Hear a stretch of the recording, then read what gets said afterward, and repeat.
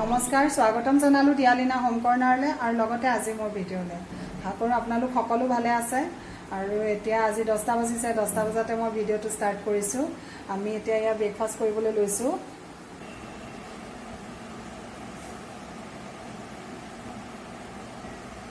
আৰু ব্ৰেকফাষ্ট কৰাৰ পিছতে মই মানে গণেশগুৰিলৈ যাব লাগিব, অলপ কাম আছে আৰু লগতে দিয়াৰ স্কুলতো কাম আছে। মই তাৰ ওলাই যাব লাগিব অলপমান, আৰু সেইকাৰণে মই ব্ৰেকফাষ্ট বনাই থাকোঁতে দুপৰীয়াৰ কাৰণেও খানাখিনি বনাই আছোঁ।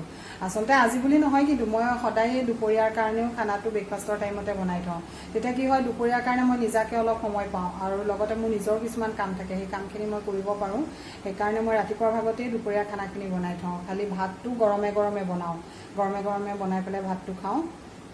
আৰু লগতে মোক মানে বহুতে কৈ আছে ডেইলি ব্লগ বনাবৰ কাৰণে, কিন্তু মই ডেইলি ব্লগ বনাবলৈ মোৰ কি অসুবিধা হয় মই আপোনালোকক গণেশগুৰিৰ পৰা আহি পেলাই জনাম। আৰু এতিয়া মই ব্ৰেকফাষ্ট কৰি লওঁ আৰু লগতে মই দেখুৱাওঁ বাৰু আপোনালোকক মই দুপৰীয়াৰ কাৰণে কি বনাই আছোঁ। এইখিনি মই কচুৰ লতি বনাই আছোঁ। আচলতে বহুত দিন হ'ল কচুৰ লতি খোৱা নাই আৰু মই নাজানো কচুৰ লতি বনাব। মই কালি ভণ্টিক ফোন কৰি সুধিছোঁ কেনেদৰে কচুৰ লতি বনাই, তাৰ পৰা শিকি লৈ মই বনাইছোঁ। এইখিনি মই আদা নহৰু আৰু পিঁয়াজ বিলাহী দি পেলাই বনাইছোঁ আৰু এইখিনি শুকানকৈ ভাজিছোঁ। দাইলখনো বনাই থোৱা আছে, মগু দাইল। মই এতিয়া আপোনালোকক এটা মানে বস্তু দেখুৱাওঁ, আমাৰ পাকঘৰটো মানে কেনেদৰে চিজিলকৈ থ'ব পাৰি। থয়ে বাৰু সকলোৱে হয় নহয় চিজিলকৈ, তথাপি মই কেনেকৈ থওঁ সেইটোকে মই আপোনালোকক দেখুৱাওঁ। আমাৰ কেতিয়াবা কি হয়, কিছুমান কাপ গিলাচ আমাৰ ব্যৱহাৰ নোহোৱাকৈ এনেই থাকে।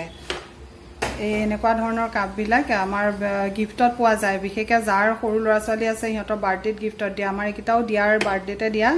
আৰু গিফ্টত দিয়া বস্তু কি হয়, লোকক মানে আকৌ গিফ্ট হিচাপে দিবলৈও বেয়া লাগে। সেইকাৰণে মই আৰু থৈ দিলেও কি হয়, জেগাটো বন্দী হয়। সেইকাৰণে মই এনেদৰে ব্যৱহাৰ কৰিছোঁ। আৰু এনেদৰে থ'লে বস্তুখিনিও চিজিল হৈ থাকে, দেখি মানে ব্যৱহাৰ কৰিও ভাল লাগে, দেখিবলৈও ভাল লাগে। কাৰণে এনেকৈ থৈছোঁ। আৰু এনেকুৱা কণ্টেইনাৰ মই আপোনালোকক আগৰ ভিডিঅ'ত কৈছোঁ মই পেলাই দিবলৈ বৰ বেয়া পাওঁ। সেইকাৰণে ইয়াৰ গৰম মছলা, শুকান জলকীয়া, সান্ধ্য নিমখ, অ'টছ, এইটো বাৰু কিনা, তলৰটো কিনা, এনেকুৱাবিলাকত মই এনেদৰে ৰাখোঁ। তেতিয়া মানে দেখিবলৈ চিজিল হৈ থাকে আচলতে, আৰু চিজিল হৈ থাকিলে পাকঘৰটোত কাম কৰিও ভাল লাগে। আৰু এইটো দেখুৱাওঁ, এইটো আগতে মিটচেপ বুলি কয়, এনেকৈ কাঠৰে বনায় মিটচেপটো। আৰু আজিকালি এনেদৰে এইটো ষ্টীলেই হ'ব সম্ভৱ, এনেকুৱা ধৰণে মানে কিনিবলৈ পায়। মই কিনিছিলোঁ, মানে কি হয় বস্তুবিলাক চিজিলকৈ থ'বলৈ, এইবিলাক দালি, চাহপাত তেনেকুৱা টেমাবোৰ থৈছোঁ। ইয়াতে 4টা কাপ থাকে আৰু লগতে এইকেইখন ইয়াতে থ'বলৈও সুবিধা হৈছে। এইটো ছেকেণ্ড কাপটো ইয়াতে সদায় ব্যৱহাৰ হৈ থকা এইখিনি থৈছোঁ।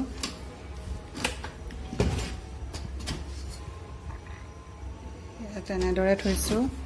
আৰু একে লাষ্টৰটোত মই এই ডিছপ'জিবল গ্লাছ, প্লেট, লগতে চাবোন এনেকুৱাবিলাক এনেকৈ থৈছোঁ। আচলতে বস্তুখিনি চিজিল হৈ থাকে। আৰু মানে আমাৰ পাকঘৰত যদি কম জেগা হয়, আৰু লগতে আমি বিশেষকৈ ভাড়াঘৰত থকাখিনিৰ কাৰণে এনেদৰে চিজিল কৰি থ'বলৈ মানে সুবিধা এইটো, আৰু দেখিবলৈও মৰম লগা মিটচেপটো। মই এনেদৰে এইবিলাক কাপবিলাক এনেদৰে ব্যৱহাৰ কৰোঁ।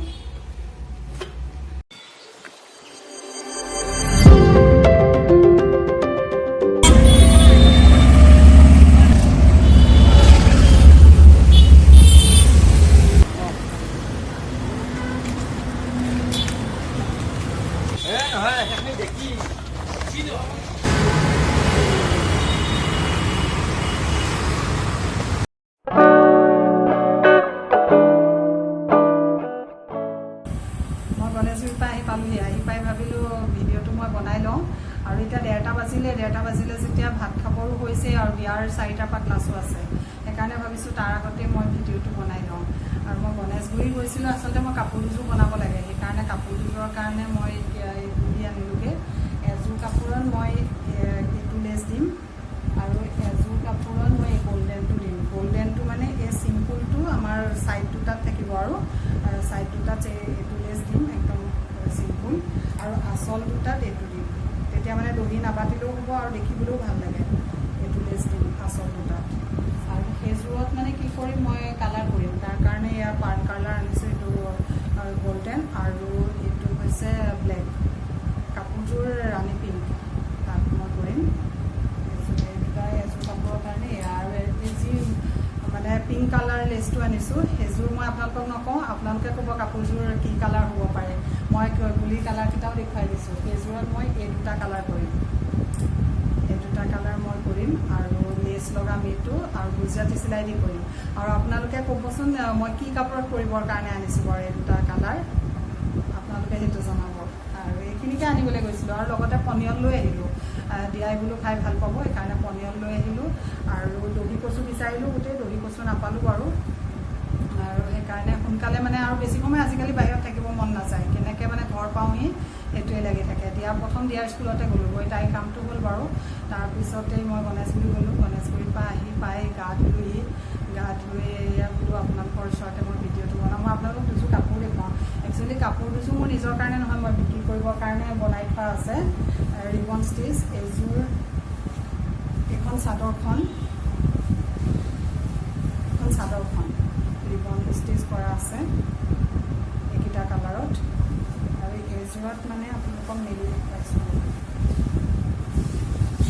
এইযোৰত এইখিনিতে এনেকৈ পৰিব এইটো ফুলৰ ডিজাইন এনেকুৱা ধৰণে পৰিব আৰু আঁচলকেইটা তেনেদৰে মানে মেখেলা এটা দিয়া হৈছে তেনেদৰে আঁচলকেইটা দিয়া হৈছে আৰু ইয়াতে লেচ এটা লগাই দিয়া হৈছে চিম্পুল এইযোৰ মই কৰিছোঁ এইযোৰ পলিপাতত কৰিছোঁ এইযোৰ ৰিবন ষ্টিচ দি কৰা পলিপাতত আৰু তাৰ মেখেলাখন এইখন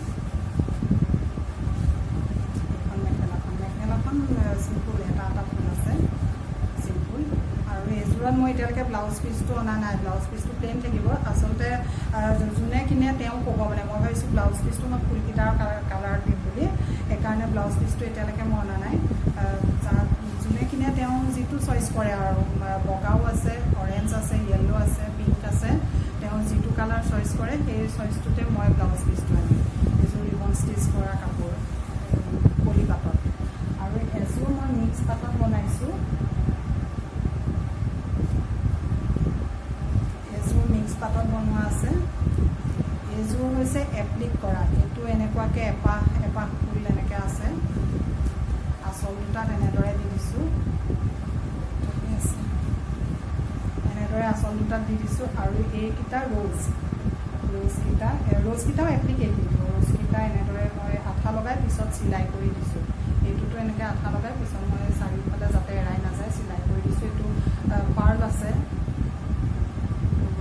নাই এইটো পাৰ্ল আছে দেখিবলৈ বৰ ধুনীয়া কিন্তু আপোনালোকে এতিয়া কেনেকুৱা দেখিছে আৰু কালাৰটো কাপোৰযোৰৰ বৰ ধুনীয়া আৰু ইয়াতে এইটো গল্ডেন লেচ লগাই দিছোঁ আৰু এইখিনি দহিৰ সলনি মানে মণিৰ টাইপত এনেকৈ দহিটো মণি দি পেলাই কৰি দিছোঁ এনেকুৱাকৈ দুইটা আঁচল আছে আৰু মাজতো আছে মই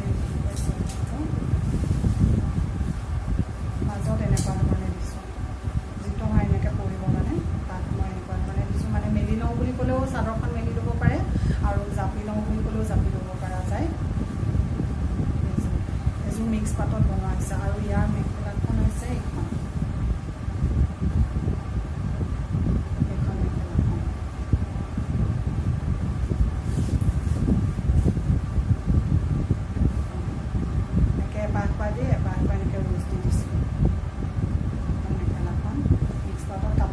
বিৰাট ধুনীয়া দেখিব মানে গৰ্জিয়াছ আৰু কাপোৰযোৰ আৰু লগতে এইটো ব্লাউজ পিচটোত মই ফুল দিয়া নাই অকল লেচ এটা দি দিছোঁ মানে চাদৰত যিটো লেচ দিছোঁ সেই লেচটোৱে মই ইয়াতো দি দিছোঁ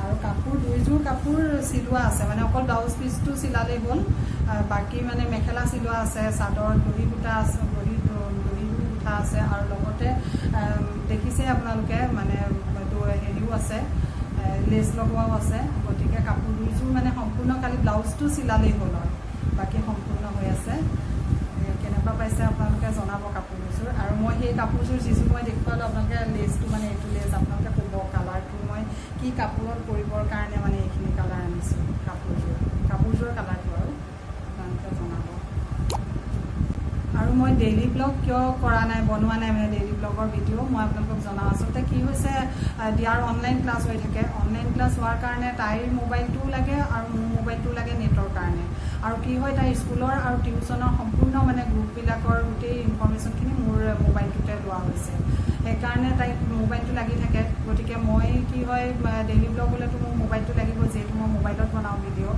গতিকে সেইকাৰণে মই বনাব পৰা নাই ডেইলি ব্লগ প্ৰব্লেম হয় অলপ দিন যাওকচোন স্কুল খুলিলে কি হয় চাওঁ কিন্তু বৰ্তমান মোৰ সেইটো অসুবিধা আৰু দ্বিতীয়তে মানে অকলশৰীয়া একেবাৰে মানুহে কয় অকলে থাকিলে কাম কিনো কিন্তু অকলে থাকিলে কাম বেছিহে মানে কি হয় চবখিনিতো খানা বনোৱা ঘৰ চাফা কৰা সকলোখিনিতো কাম একেই খালি খানাৰ কি হয় কোৱান্টিটিটো কমে বাকীটোতো সম্পূৰ্ণ একে বৰঞ্চ কি হয় অকলে থাকিলে কাম বেছিহে হয় এতিয়া লগত থাকিলে কি হয় তুমি কৰাচোন তই কৰাচোন কামবোৰ ভাগ বতৰা কৰি ওলোৱা হয় কিন্তু মই মানে কি হৈছে যিফালেই নাযাওঁ সেইফালেই নহয় বজাৰ কৰাৰ পৰা মানে ঘৰৰ কাম সম্পূৰ্ণ কৰিব লাগে গতিকে সময়টো অকণমান কম তথাপি মই তাৰ মাজতে মিলাম বাৰু ডেইলি ব্লগ কৰিবলৈ কিন্তু প্ৰথম মানে মেইন প্ৰব্লেমটোৱে হৈছে দিয়াৰ ক্লাছ থকাৰ কাৰণে এতিয়া ৰাতিপুৱা মানে 8টা বজাৰ পৰা থাকে 1টা বজালৈকে তাই মোবাইলত কৰে তাৰ মাজে মাজে মোৰ মোবাইলটো কিবা কাৰণত তাইৰ প্ৰয়োজন হয়েই আকৌ পিছবেলা টিউশ্যনৰ থাকে টিউশ্যনকেইটা 2 ঘণ্টা 1.5 ঘণ্টা তেনেকৈ হয় গতিকে মোবাইলটো মানে প্ৰয়োজন হৈ থাকে নেটৰ কাৰণে এনেই তাই লেপটপত কৰে কিন্তু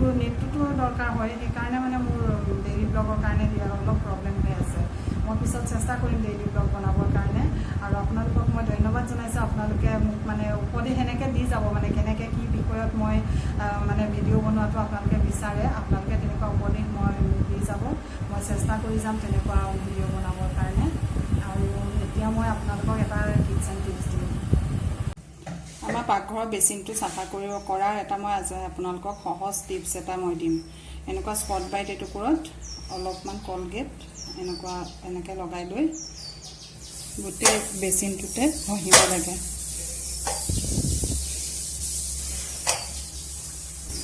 এনেদৰে স্কট ব্ৰাইট টুকুৰে গোটেই কলগেটখিনিৰে গোটেই বেচিনটো এনেদৰে ঘঁহি